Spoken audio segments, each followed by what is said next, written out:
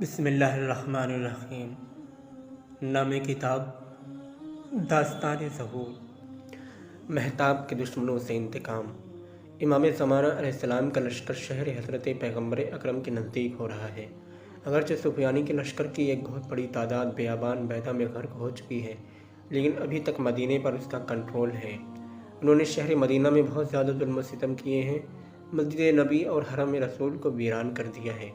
لشکر امام شہر مدینہ میں داخل ہوتا ہے اور اس شہر پر امام کا کنٹرول ہو جاتا ہے۔ امام مسجد نبوی میں داخل ہوتے ہیں اور اس کی تعمیر کا حکم دیتے ہیں۔ جی ہاں، یہ مدینہ شہر ہے غم و اندوہ کا شہر۔ یہ مدینہ ہی تھا کہ جب لوگوں نے خانہ وحی کو آگ لگائی۔ ابھی بھی اس شہر سے حضرت فاطمہ سلام اللہ علیہا کے رونے کی آوازیں سنائی دیتی ہیں۔ قدم قدم پر مظلومیت اور زہرا کے نشان باقی ہیں۔ امام اپنے مظلوم ماں کا انتقام لینا چاہتے ہیں۔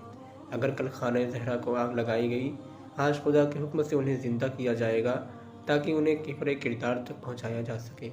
یہاں پر ہر شیعہ کا دل خوشی سے مسرور ہو جاتا ہے۔ امام شہر مدینہ کے بعد کوفے کی جانب روانہ ہوتے ہیں، چونکہ خدا نے حکومت مہدی کا دارالخلافہ کوفہ کو قرار دیا ہے۔